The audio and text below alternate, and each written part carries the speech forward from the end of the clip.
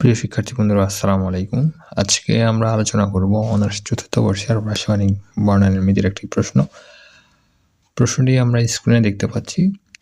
NMR বর্ণালীতে TMS বা tetra methyl সাইলেনকে আদর্শ বস্তু হিসেবে ব্যবহার করা হয় কেন?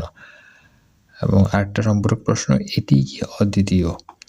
আচ্ছা, টেট্রা মিথাইল সাইলিন বা TMS নিয়ে আমরা বিগত পর্বে যে NMR যে চিত্রগুলা আমরা আপনাদেরকে সামনে আলোচনা করছি, সেখানে কিন্তু আমরা টেট্রামিথাইল সাইলেনের একটা কথা বলছিলাম। এটাকে রেফারেন্স যৌগ হিসেবে আমরা কি ব্যবহার করি। তো আজকে এইটা নিয়ে একটা প্রশ্ন আছে যেটা পরীক্ষা আসতে পারে, প্রায়শই পরীক্ষা আসে। এটা নিয়ে আমরা আজকে আলোচনা করব। তাহলে শিক্ষার্থী বন্ধুরা দেখেন, প্রশ্নটা খুব ইজি, একটু বুঝলে এটা লেখাটা তেমন কোনো ব্যাপার না। আচ্ছা, তাহলে আমরা একটু পড়ি। দেখেন, NMR বর্ণালীতে প্রোটনের রাসায়নিক সরণ নিখুঁতভাবে মাপার জন্য TMS বা টেট্রামিথাইল সাইলেন যে সংকেতটা দেওয়া আছে, একে প্রমাণ বা আদর্শ যৌগ হিসাবে ব্যবহার করা হয়। যেটা আমরা NMR বর্ণালীর যে চিত্রগুলো আছে, সেই চিত্র আলোচনার ক্ষেত্রে কিন্তু আমরা এই TMS কি আদর্শ বস্তু হিসেবে কি, অর্থাৎ যে যৌগটা পিকগুলা দেখছেন না, পিকগুলার যে সরণটা আমরা সেটা পরিমাপ করছি কোথা থেকে? TMS যে রেখা, সে রেখাতে সাপেক্ষে আমরা কি বাকি যে পিকগুলা, সেগুলা কি বাকি সংকেতগুলা আমরা পরিমাপ করছি। তো দেখেন, এর মানকে NMR স্কেলে -0 ধরা হয়, তাই না? আপনারা যারা বিগত পর্বের ভিডিওগুলো দেখছেন, নিশ্চয়ই এটা আপনাদের মনে আছে বা আপনারা এটা বুঝতে পারছেন। তাহলে দেখেন, নিচের সুবিধা সমূহের জন্য মূলত TMS কে আদর্শ হিসেবে ব্যবহার করা, অর্থাৎ কি কারণে এটাকে আদর্শ হিসেবে ব্যবহার করে আমরা সেটা নিয়ে আলোচনা করব একটু।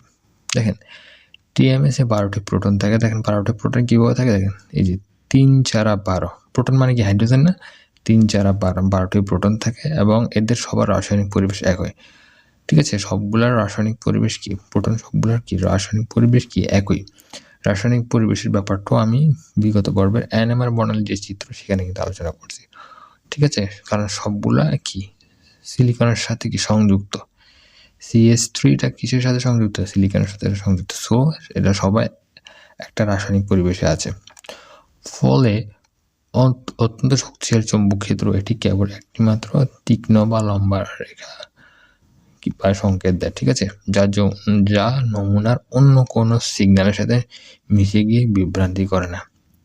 ওকে, তাহলে 1 নম্বরটা গেল। এখন দেখেন, এর প্রোটনগুলো অত্যন্ত সুরক্ষিত বা শিল্ডেডের বিষয়টা কিন্তু আমি আমাদের বিগত পর্বের ভিডিওগুলোতে আলোচনা করছি। ওকে, সো এর প্রোটনগুলো অত্যন্ত সুরক্ষিত বা শিল্ডেড, ফলে এটি গ্রাফের একদম ডান দিকে সর্বোচ্চ আফিল, অর্থাৎ যাদের যত বেশি শিল্ডেড থাকবে প্রোটনগুলা, তারা ততটা কি ডান দিকে অবস্থান করবে। তাদের যে পিকগুলা, সে পিকগুলা আফিল্ডে থাকবে। যেহেতু TMS এ সর্বোচ্চ সুরক্ষিত থাকে, প্রোটনগুলা সর্বোচ্চ সুরক্ষিত থাকে বা শিল্ডেড থাকে, সেই জন্য একদম ডানে সে পিকটা আমরা পাই। অন্যান্য যৌগের পিক সাধারণত এর বাম দিকে পড়ে, অর্থাৎ শিল্ডিং যত কম, ক্রমান্বয়ে শিল্ডিং অনুসারে বাম দিকে সরতে থাকে। তাই একে স্কেলে শূন্যবিন্দু হিসেবে ধরা হয়, যেটা সুবিধাজনক আমাদের জন্য। তো প্রথম পয়েন্ট এবং দ্বিতীয় পয়েন্ট আশা করি আপনারা বুঝতে পারছেন। তা আমরা এখন 3 নম্বর পয়েন্ট একটু দেখি। এর স্ফুটনাঙ্ক খুবই কম, মাত্র 27 ডিগ্রি সেলসিয়াস।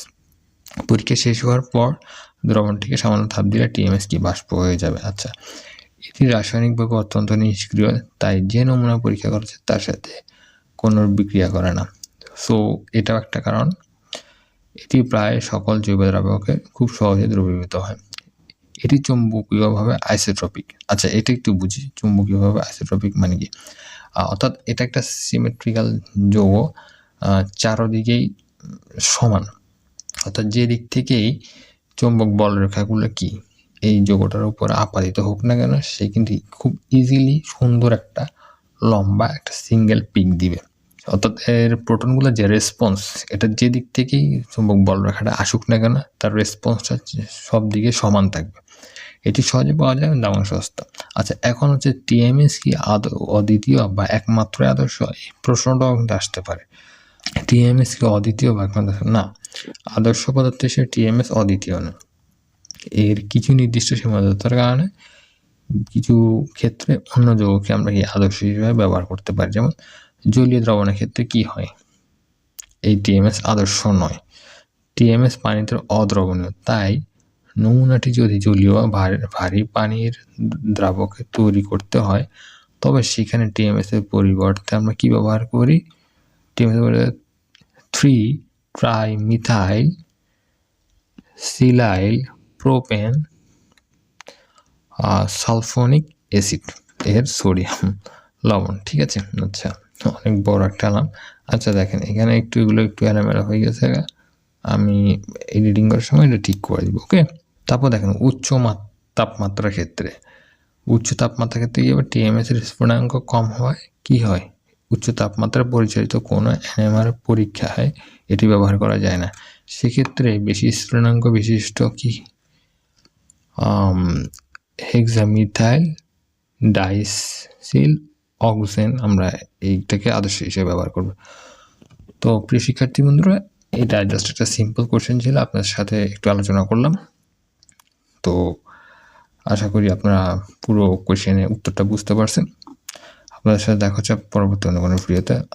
যদি আমাদের চ্যানেলে ভিডিওগুলো ভালো লাগে থাকে তাহলে সাবস্ক্রাইব করে আমাদের সাথে থাকবেন। আসসালামু আলাইকুম ওয়া রাহমাতুল্লাহি ওয়া বারাকাতুহু।